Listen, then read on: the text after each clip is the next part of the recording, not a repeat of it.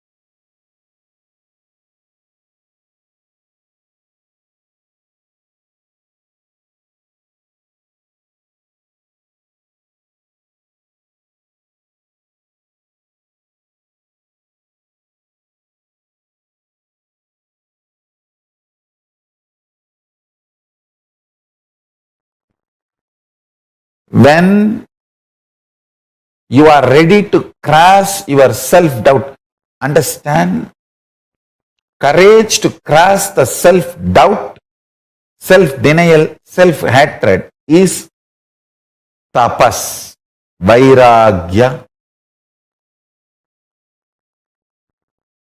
Ferociousness you need to cross your self-hatred, self-denial, self-doubt is called tapas. It can be psychological ferociousness, it can be physical ferociousness, it can be ferociousness to detoxify your system, ferociousness to break from patterns, ferociousness to break from addictions, ferociousness to manifest the higher understandings, ferociousness to live the higher understandings. It can be anything. Understand? The ferociousness to cross the self-doubt, self-hatred, self-denial, to reach you are one with Paramashiva is tapas. Blessed are those who decide they are one with Paramashiva, who cognize they are one with Paramashiva, because other than him nothing else can exist. If something else can exist other than him, then he cannot exist. He is the only Purusha. There cannot be anything other than oneness. That is why it is oneness. So if you feel you exist, you are only Paramashiva. You exist only as Paramashiva. Any other identity you assume is assumption. Understand? Nothing else can exist. And nothing else exists.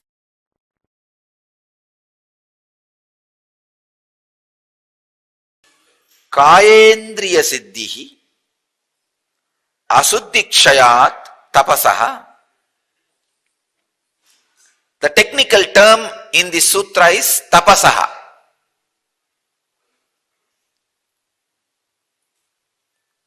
That is where I am going to differ with the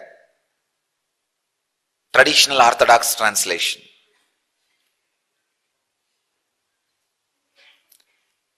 Traditional orthodox translations say mortification.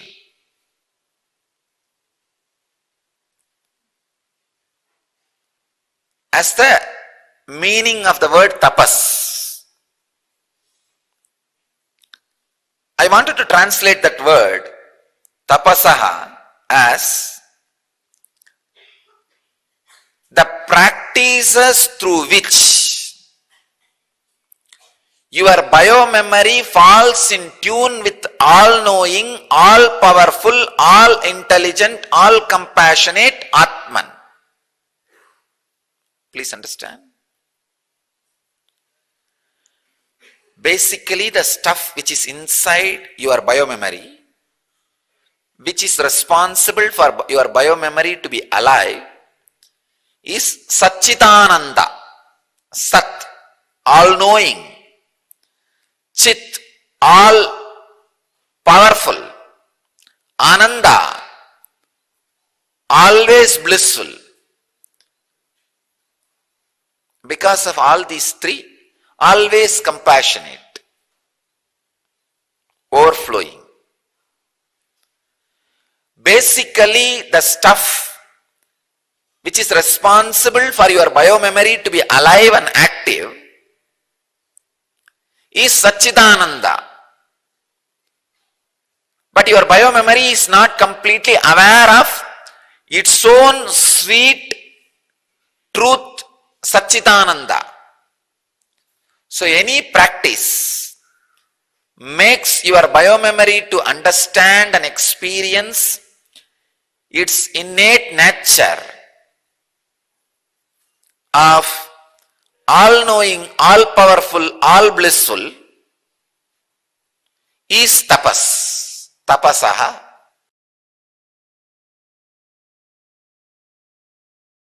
I have a question regarding the Turiya state, and I know the gentleman before me, I have not experienced the Turiya state. So as an analogy, trying to understand it, when world-class athletes, they are at the top of the game, and they say, well, I don't know what I executed. Yes. Actually, that is Turiya. At least 2-3 people who experience that zone, I have even checked their biomemory, it is Turiya. Just body moves. Just body moves. I have experienced it during my Parivrajaka state. By walking, sometimes I just know my body is just moving. I am there all around. See,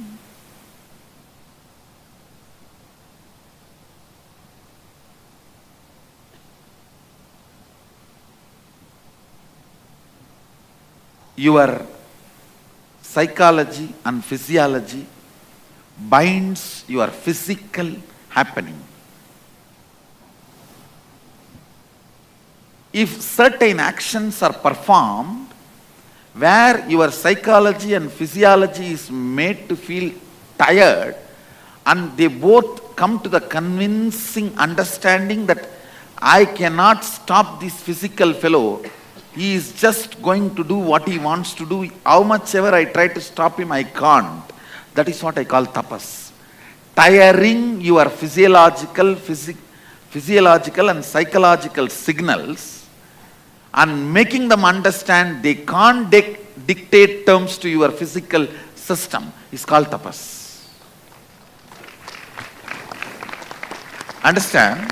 Sometimes people ask me, in our Akada, Mahanirvani Akada, some sadhus stand in one leg for 25 years, keep their hands up for 40 years. Do all these required? Sometimes it is required. Those actions are like a statement sent to physiological and psychological circuits. You can't dictate terms to me. Get out, move out. I'm not going to listen to you. Actually, by walking,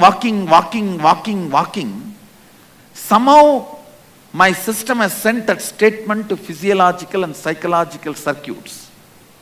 So I saw they just moved out and body is just moving. I used to walk 60 kilometers a day. 60 kilometers a day. After reaching to the place where I am supposed to reach, I will just sit in samadhi. I will not fall asleep. I will sit in samadhi.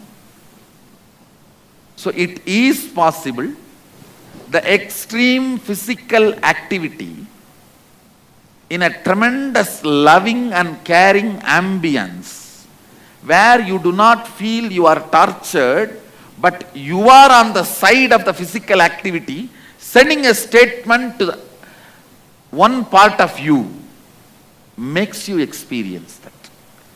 See, if you feel, I am putting you through this yoga from morning till night, I am forcing you, it will not be tapas. If you are convinced, no, I am doing it, Swamiji and me, we both are on same side. You fellow, you be on the other side. If you tell your tiredness and boredom, relax. You are one side, me and Swamiji another side. Then it is tapas. Understand? So basically, your physical part, if that takes my side, this whole program will be a tapas. Means, I'll give you the practical statement. Just do not respect your tiredness and boredom. Treat it like your spouse.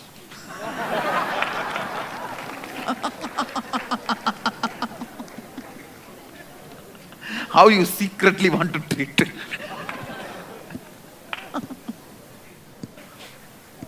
Your boss. Treat your tiredness and boredom like your boss.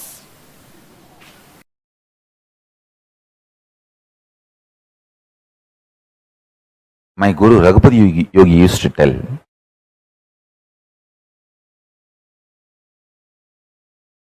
in Tamil, தம்பி தவம் இருந்தா சிவமே கூட வந்து அருள் பண்ணித்தான் ஆகணும்பா. Means, used to tell, if you sincerely sit in tapas, even Shiva has to come and grace you and bless you.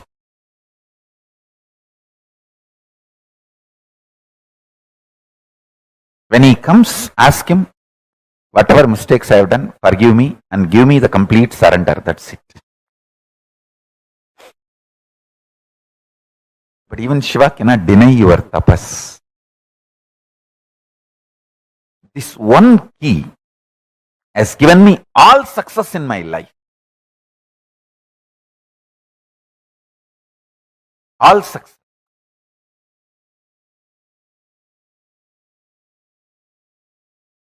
All the major enlightenment experiences and power manifestations I had in my life is when I decided no food, no sleep till I manifest this. With that will persistence, whenever I sat, the chemistry of my biology just fell in tune with Paramashiva and Paramashiva manifested.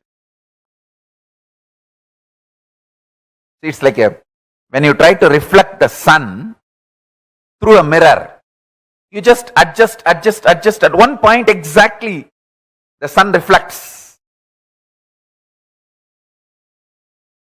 As children, we used to play, holding the mirror outside the window and sending that light beam inside the room.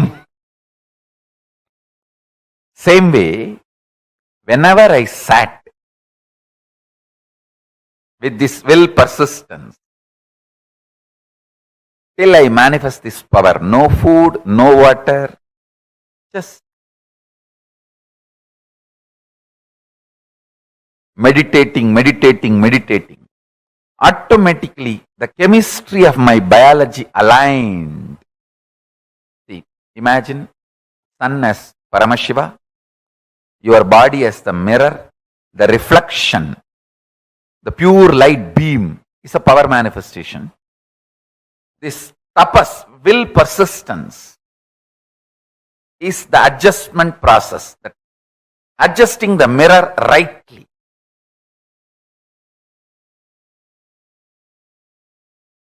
I tell you,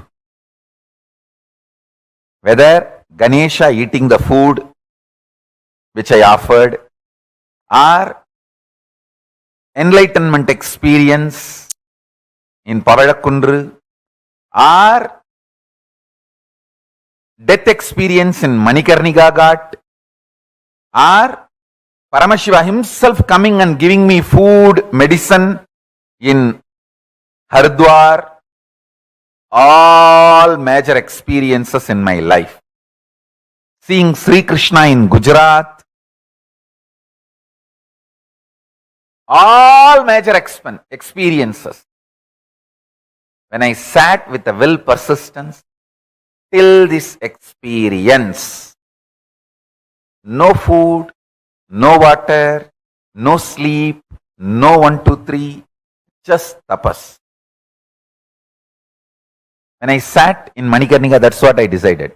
Either I will have the death experience and manifest the powers, or die and see what is death. With that I sat 2.5 days. Not only I had the death experience, multiple powers which comes along with the death experience started manifesting in me. Tapas.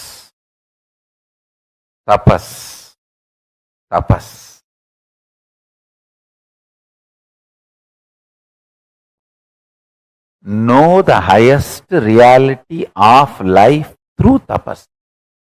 tapasa brahma vijñāsasva. Know the Brahman through tapas. Taittiriya Upanishads, Brihuvalli. Tapasa brahma vijñāsasva.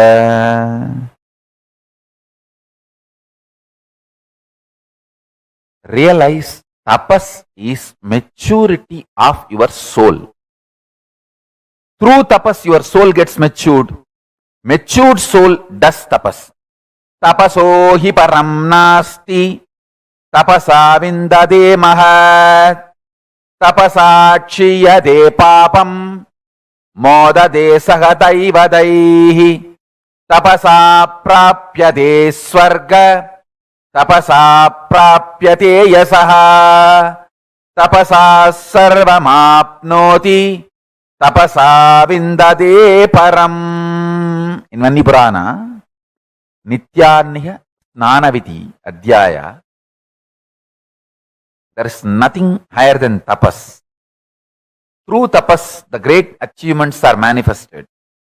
Through tapas, the papa's sins gets completed. Through tapas, one becomes one with gods. Through tapas, heaven is achieved. Through tapas, fame, glory and grace are achieved. Through tapas, everything is attained. Through tapas, the supreme highest state of Brahman is manifested. Agni. This is the direct words of Agni Bhavan. So understand,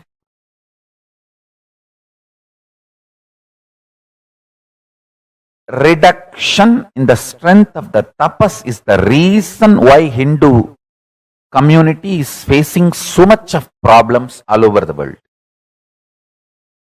I will say for all problems, the source, root cause of all problems Hindus are facing all over the world is because the tapas lifestyle is lost.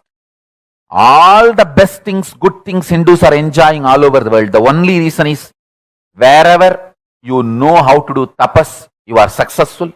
Wherever you missed and missed tapas-based life, you are suffering. So tapas is solution. Listen. Now listen. Repeat along with me. I am uttering word by word. So repeat with me. Om tapaso hi param nasti. Tapasa vindade mahat. Tapasa shiyate papam modate saha daivataihi. Tapasa prapyate vargaha. Tapasa prapyate asaha. Tapasa sarva apnoti. Tapasa vindate param. I am initiating all of you into the truth of this sloka. This powerful cognition will become reality for all of you from now. I am uploading this verse in the Facebook page. Please read the verse and read the meaning few times. And all my kids, you should write this original verse and English translation at least 108 times. So it becomes part of your very DNA.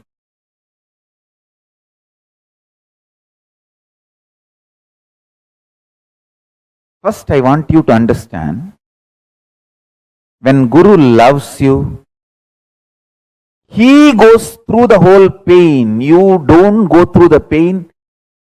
You just go through the tapas, but no pain. Pain, he takes it and clears it. Actually, my gurus did tapas through this body. There was never any pain. They just swallowed it and burnt it. In my case, I will never let you guys suffer. I'll burn all the pains. Make you guys enjoy tapas.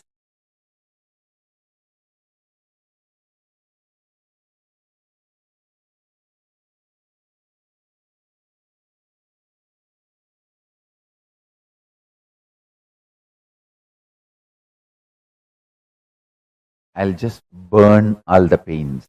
It's my commitment to all of you. It's my commitment to all of you.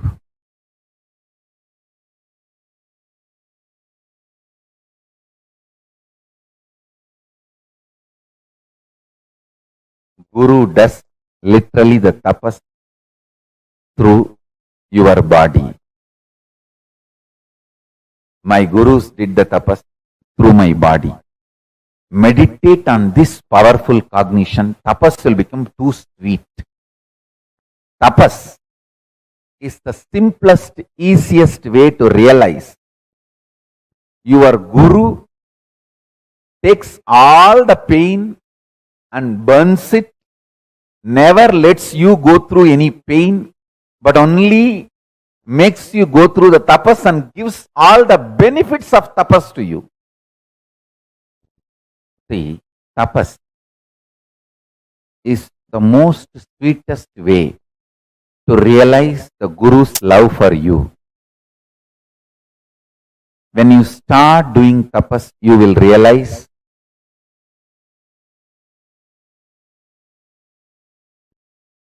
you get only the benefits of tapas, and all the hardships your gurus, they take it and burn it. Actually, all my kids, even if you have intention to do tapas, that's enough. I will take away all the hardships and burn it. It's not that I go through that pain, I'll just burn it. You will get only benefits of the tapas.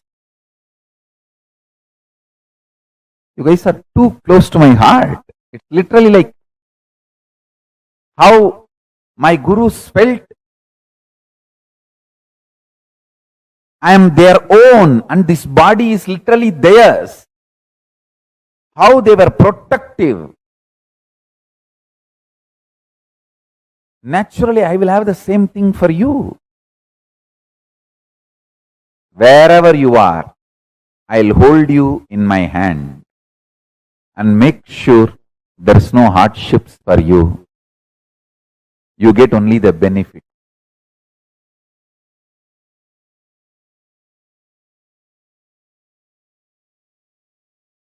If you read, listen how I lived with Arunagiri Yogeshwara, you can literally experience the same with me. Whatever I experienced with Arunagiri Yogeshwara, even if you hear, listen, you will go through the same with me. That is why I tell you, reading or listening about my tapas is you doing tapas. Understand? My tapas is not inspiration for you to do tapas. It is initiation. Understand? I have not done tapas for myself. I have done it for you. So, when you listen to my tapas, it is not inspiration for you to do tapas. Just listen, that is initiation. It is equivalent to you doing the tapas. If you listen, hear, read about my panchatapas, it is equivalent to you doing that panchatapas. If you listen, hear, read, cherish, cognize how I lived with Arunagiri Yogeshwara, it is not just an inspiration to get a guru and have that same experience. It is initiation. You will be having the same experience with me literally in your inner space.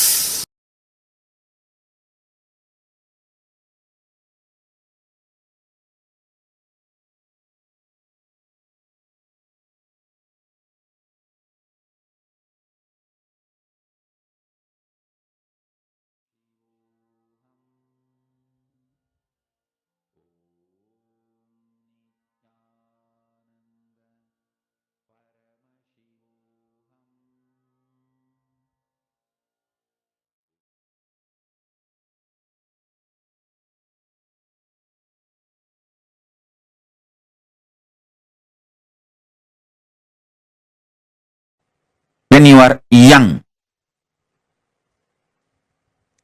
some things you want to add in your life, some things you want to leave in it from your life. The quantity, quality, greed and fear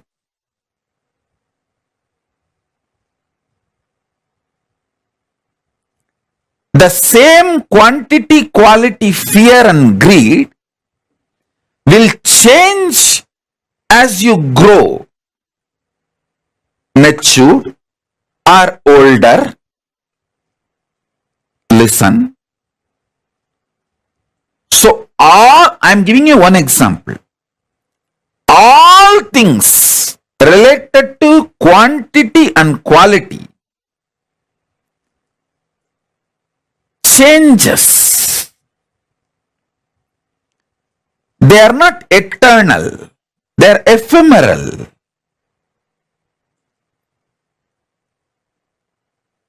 Sometimes you enjoy the change. That is called maturity.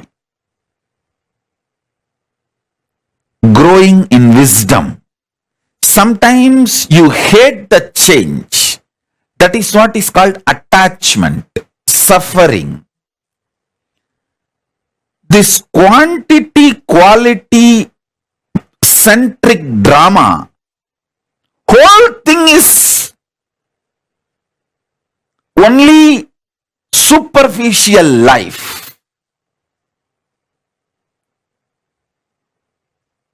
Even the maturity which comes when you understand this quantity and quality changes is not complete enlightenment. That is more like a dharma.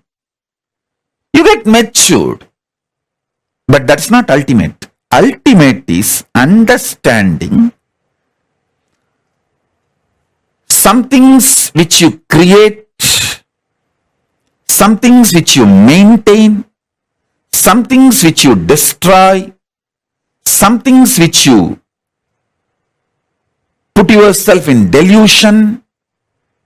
Sometimes you pull yourself out of delusion. Sometimes you liberate yourself. All this is fundamentally you who is doing this drama.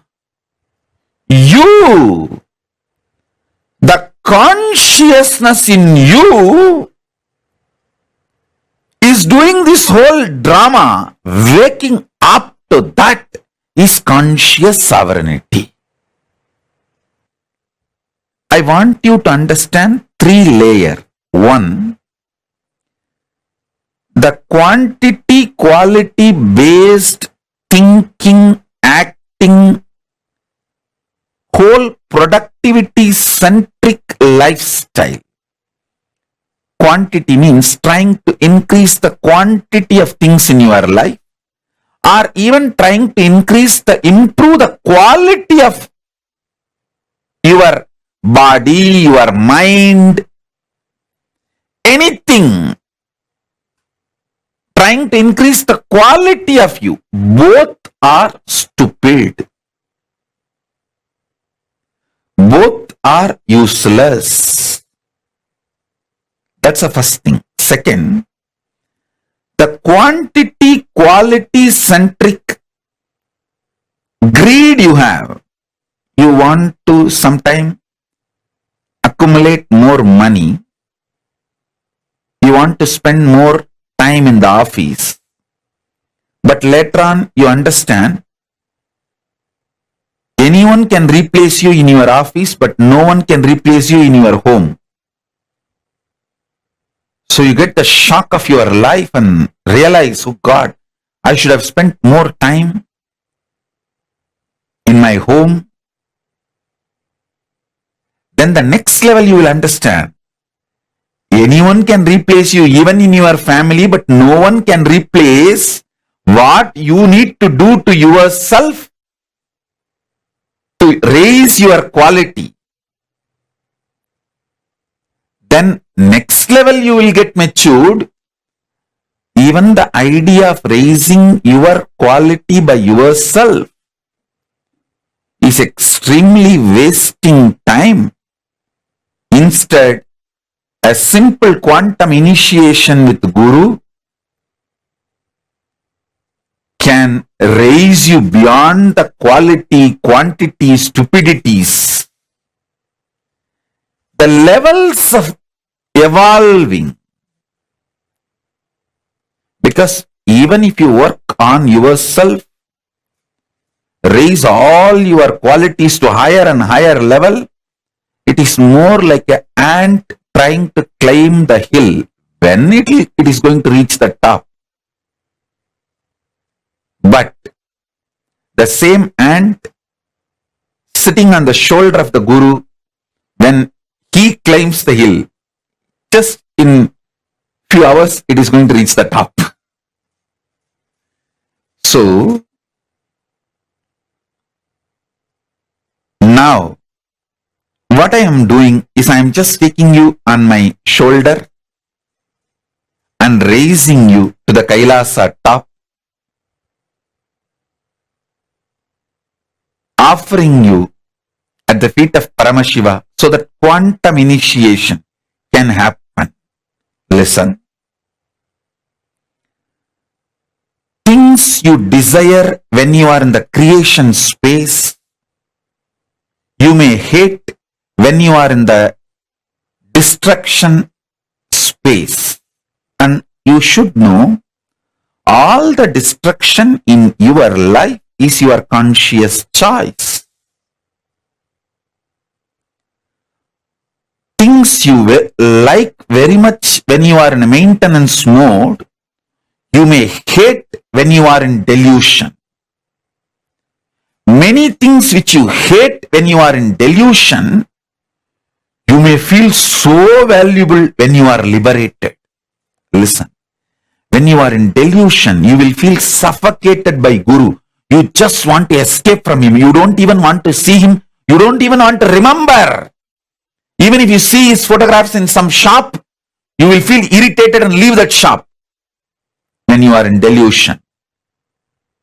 But when you are moving towards liberation, you just wait for him to appear here and there.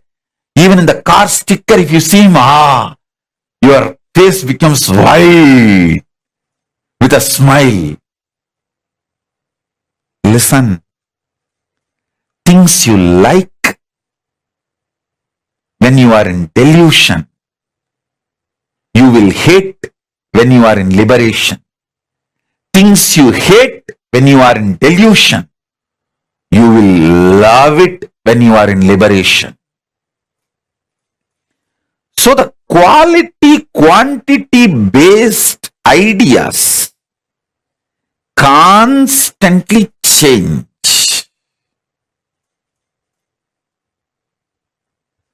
And this change also changes. That's the beauty. Change also changes.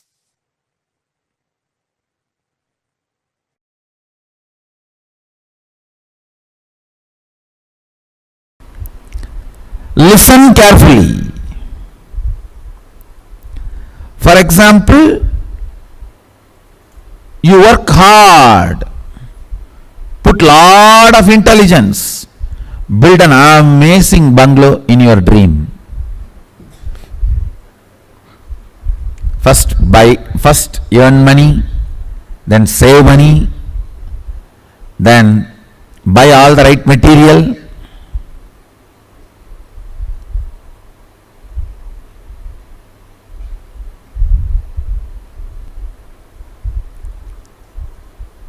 Things which change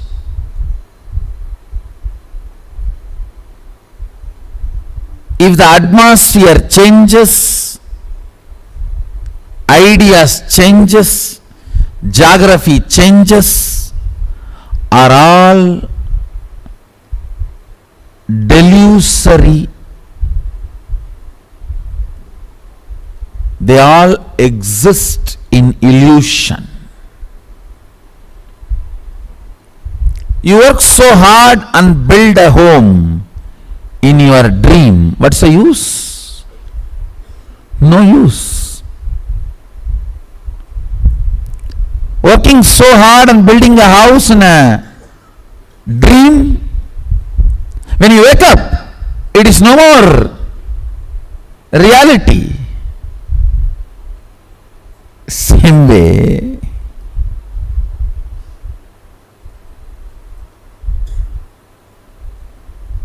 if you are earning and building a big business in a country, suddenly the country gets into war and it loses its currency value, what will happen to your whole thing? Waste.